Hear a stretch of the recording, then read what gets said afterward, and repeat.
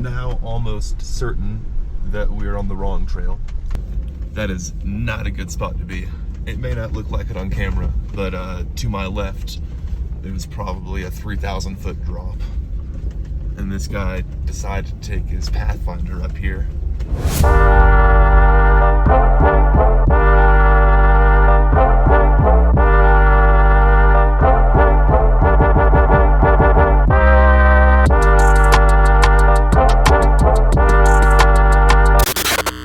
All right, it's early in the morning. I just got the wheels and tires swapped out. We went from Mickey Thompson Baja Boss all-terrain to BF Goodrich Crawler red labels.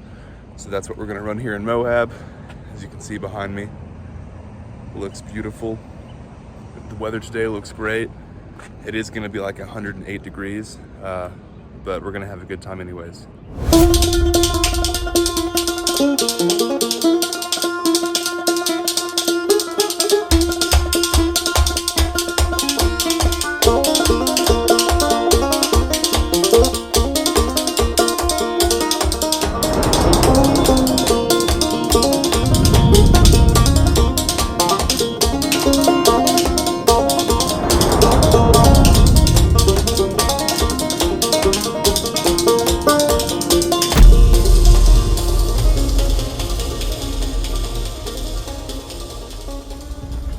This is the very beginning of Fins and Things.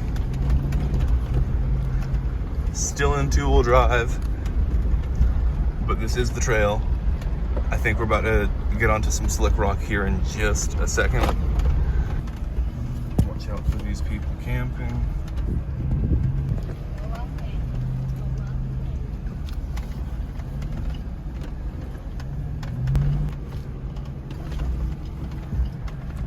Go ahead and disconnect our sway bar.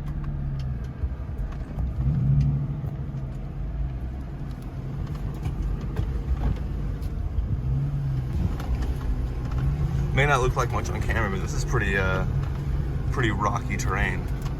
You're not coming back here in a Ford Escape. Stock Wrangler of any sort would probably have no problem up to what we've done so far, at least. All right, we got Ernest about to come up this rock ledge, which I'm sure on camera looks like nothing, but this comes up pretty high. Too big for the Rubicon XR for sure. Let's see how he does.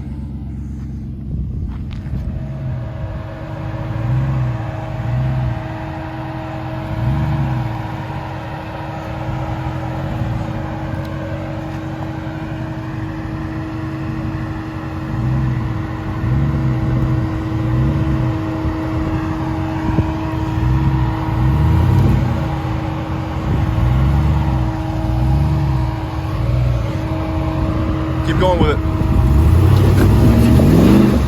There you go. Nothing.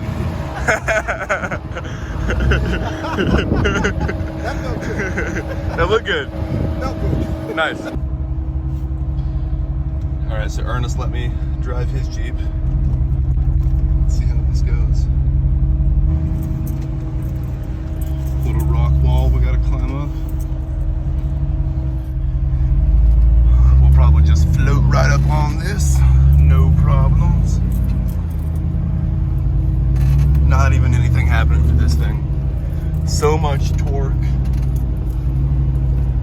so much traction, so much clearance, super good suspension.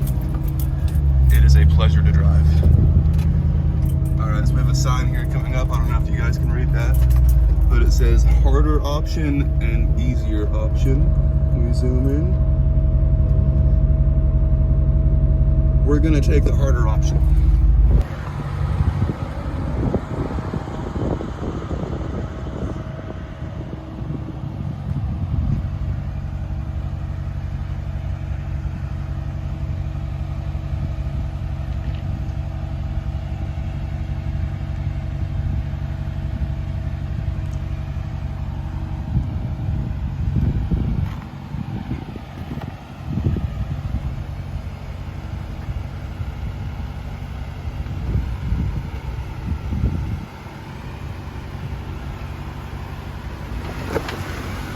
now that you've gotten a taste of this, comparatively speaking, I think yours just kind of floats over everything.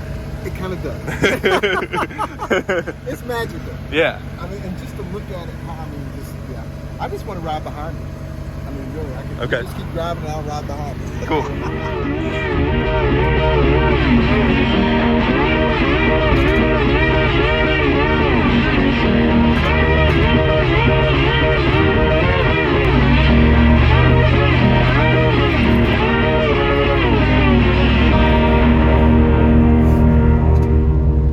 Alright guys, we're going to see how this thing does in two-wheel drive if you apply some throttle.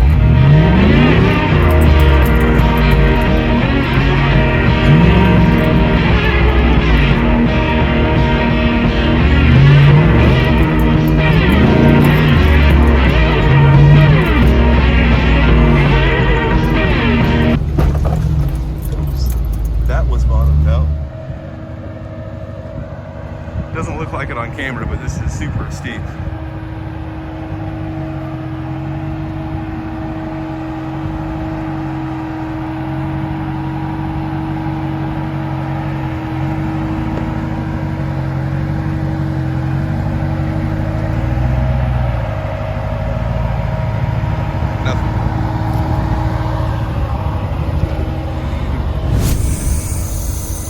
Currently getting the tires aired down.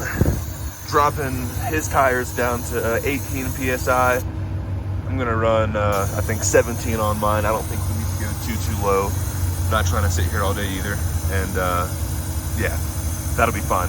Neither of us are on bead locks, although it looks like I am. If we have to go lower, we can go lower, but I think we'll be totally fine.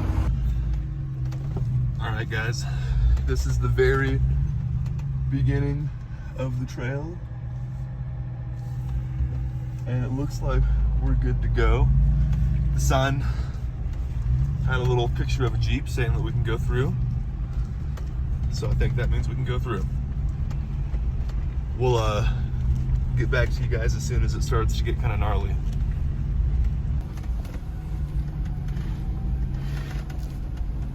Beautiful trail so far. Nothing too difficult yet. Probably don't even need four-wheel drive. All right, as soon as I say that, it gets a little bit rutted out. We're just gonna hold a nice line here on the left. Probably not even go through much of that at all. Cross over right here. We'll flex this thing out just a little bit and keep it level as we come on through. Nothing.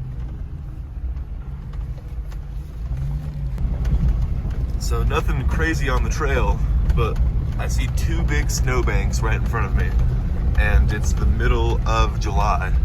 It's 48 degrees according to the gauge in the Jeep, but we've got huge snowbanks in front of us. These probably don't melt all year. I mean, if they're not melted now, I bet they're gonna make it until the winter. This is epic.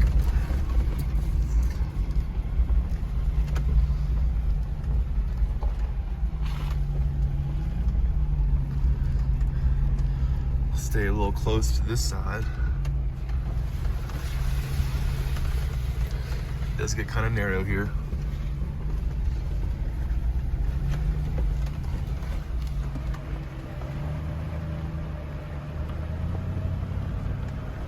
Don't know if you can see that far out. This is absolutely beautiful. Little lake down there. All right, so we're nearly at the top of this mountain. I am now almost certain that we're on the wrong trail. But hey, that's the fun of off-roading.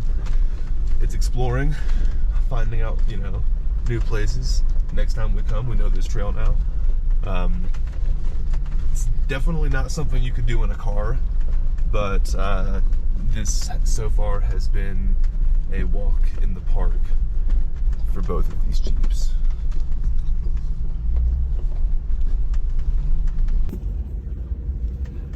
We are nearing the end of the trail, and I don't know if you guys can see that on camera.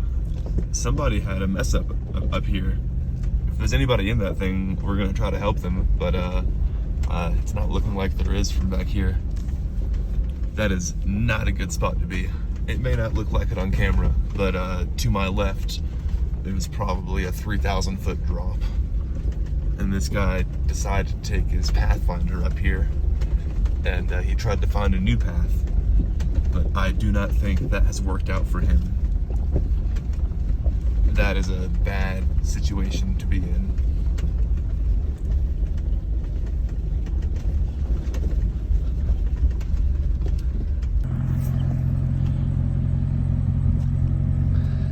So this is the end of the trail. We have like 100 square foot little pad to try to turn around in. But the scenery is gorgeous. This old like abandoned mine shaft here, but definitely a sketchy spot to turn around.